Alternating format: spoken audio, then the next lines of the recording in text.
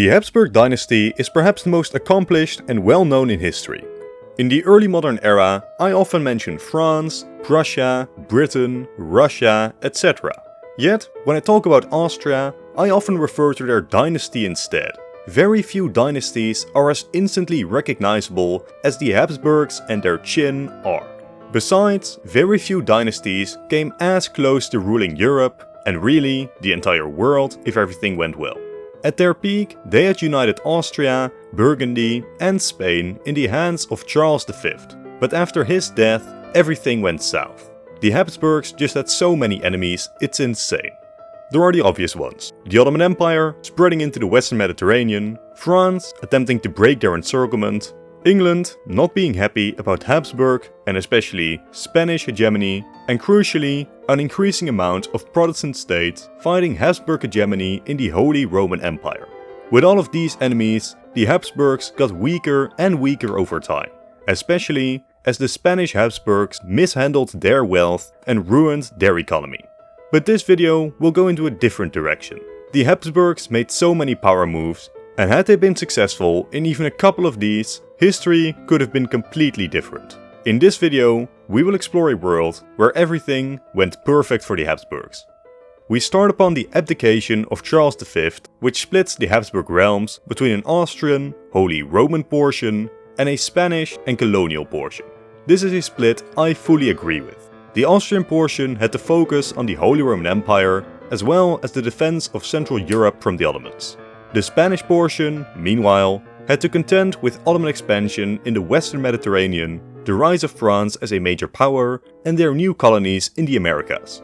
So, let's start with discussing what the Austrians are up to.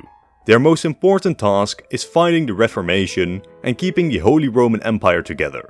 This is done by throwing their full weight behind the Counter-Reformation, an attempt by the Catholics to reform the Catholic religion, hoping that this weakens the reach of the Protestants by reducing corruption within the Catholic Church. Obviously, this can never be fully successful, but it would be a small step in stemming the popularity of the rising Protestants. Now, luckily for the Habsburgs, their main rival, the Ottomans, had pretty much peaked in their expansion. By no means were they a weak power now, but their period of great expansion was mostly over. This frees the Austrians up for other campaigns, perhaps the most interesting of which was the War of the Polish Succession between Sigismund of Sweden and Maximilian of Austria. This was mostly a war within Poland, where Maximilian, loosely supported by the Austrians, attempted to gain the throne. But he would get defeated and the Polish throne went to the Swedish candidate. But if this Polish election went the other way and the Habsburgs gained the throne of Poland, then oh boy. Maximilian may not be in line to inherit the other Habsburg lands, but this does make Poland a staunch enemy against the Ottomans as the Habsburg realms grow. Back over in the West, the Spanish are contending with the Reformation within their own borders, as well as the future of the Spanish-American empires. These lands are key to long-term Spanish success. The amount of wealth flowing into the Spanish coffers was staggering, and if handled well, Spain could be unstoppable. So, over the course of a couple of centuries, these key reforms have to be implemented. First, the Spanish colonies were basically just extraction grounds for the Spanish, with restrictions on trade with other powers, as well as between the different colonies amongst themselves. The plan here was simple: keep the colonies reliant on Spain to stop them from getting any silly ideas like independence. But in practice, it just kept the colonies' development down arbitrarily. The Spanish colonies also had a heavy caste system in place. Peninsulares, native Spanish on top, Creoles, people born in New Spain to Spanish parents, Mestizos, mixed between Spanish and Native Americans, the natives themselves, and finally, enslaved Africans. Now, while this entire system is obviously horrible, it's also a product of its time. What I would like to change most of all is the top of the pyramid, especially the separation between the Creoles and the Peninsulares, and eventually even the Mestizos. This separation breeds resentment for the colony, who start to develop loyalties completely separate from the Spanish. Changing this would allow for the Spanish to keep much better relations with their colonial holdings. Aside from that, we will keep the silver and gold mines in the hands of the Spanish government, while allowing for more economic freedoms in other areas, massively increasing the importance of the Spanish colonies aside for their mineral wealth. But over in Europe, we have two, perhaps even greater changes to make. The first concerns the Dutch Revolt, where in our timeline, the Dutch would revolt against Spanish attempts to erode their autonomy and persecute the Protestants of the region. Over the next 80 years, the Spanish would spend so much on trying to defeat this revolt, only to lose the territories anyways. To make it even worse, the Dutch would control the seas in the area afterwards, causing the remainder of the southern lowlands to decline massively in importance, while the north became an absolute international powerhouse. Safe to say, this wasn't ideal. Luckily, the Dutch were by far the underdogs in the war, and there were plenty of opportunities for the Spanish to defeat them. Alexander Farnace, the Duke of Parma, for example, would lead a devastating counteroffensive against the Dutch, making them quite close to collapse. It's not impossible that a more successful push would just crush the Dutch revolt altogether. Alternatively, the Dutch revolt could be stopped by more Spanish leniency, or even after facing mass defeats in the initial stages of the revolt. Now this would solve the lowland situation, but very soon that won't be Spain's problem anymore. But before we get to that, by far most of you aren't subscribed. To keep up to date with the 2 videos I release every single week, consider doing so. Thank you. Back to the scenario, Philip II, the King of Spain, was also the King of England through his marriage with Maria. The purpose of this marriage? To sire an heir between the two monarchs, which would then take the throne of not just England, but also the Spanish lowlands, adding another Habsburg kingdom to the map.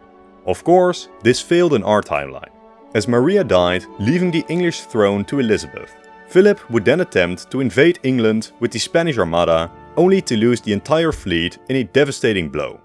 In this alternate timeline, we will have an English lowland Habsburg kingdom become a reality, which truly is a terrifying prospect. By this point, 4 of the greatest thrones of Europe are under Habsburg Dominion. While they aren't one big nation, at least not yet, their interdependency is still great. If one throne comes under threat, the others can come in to defend. Another important thing to note, the Spanish would become even more powerful, as the throne of Portugal would also be seized by them, creating the Iberian Union.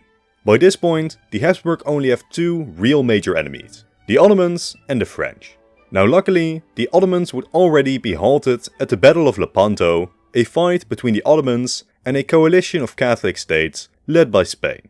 The Catholics would manage to win, halting Ottoman expansion west, but in our timeline, even after their victory, the Holy League would disband and the Ottomans would recover and even gain territory from Venice after the war. We will change this too, having the Holy League remain active, allowing Cyprus to remain Venetian. It's not a big blow, but it does help to weaken the Turks. But now it's really time to cement Habsburg Dominion over Eastern Europe, as the times of trouble erupt within Russia. With the Russian throne in dispute, this means the door is open for the Poles or anyone else to take advantage. Even in our timeline, the Poles managed to install a puppet Tsar in Russia, opening the door for a truly terrifying Polish state. The Poles, however, would ruin this by refusing to convert their Tsar to Orthodoxy and even hinting at the idea that the Russians should convert to Catholicism instead. An arrogant demand that was obviously unacceptable to the Russians. With this, Polish dominion over Russia would be broken. With joint Polish and Austrian actions, and more understanding from the Russian puppet Tsar, a Habsburg Russia, at least temporarily, could be on the table.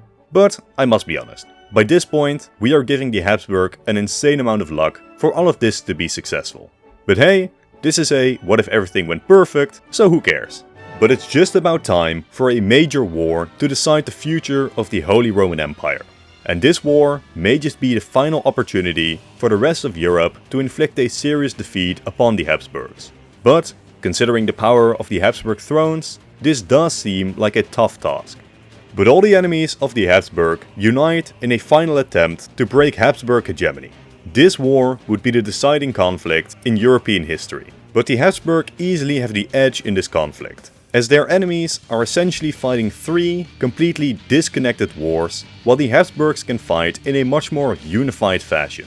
One by one, the Habsburg enemies capitulate, and in the peace deals, Habsburg hegemony for the next century seems secure.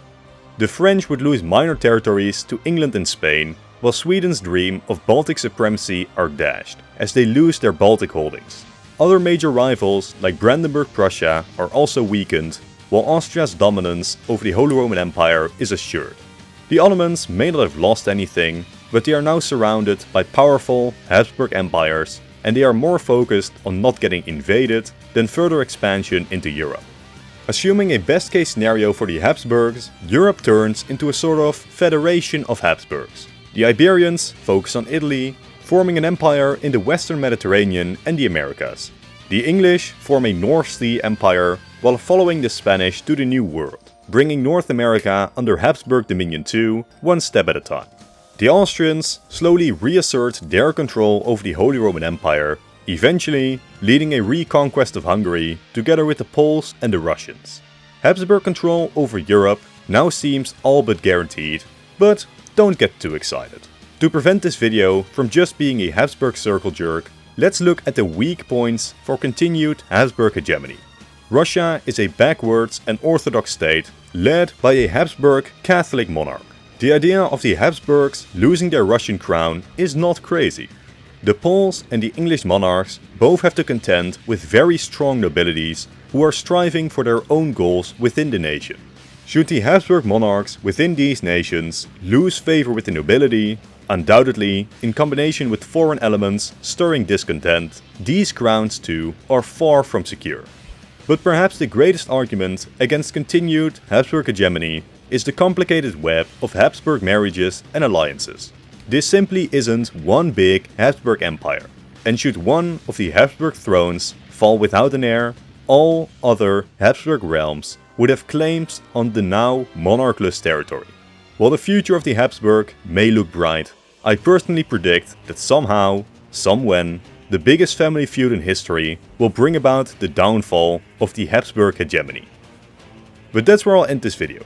Thank you all for watching, and consider leaving a like and a comment to support the content. Subscribe for 2 more videos every single week.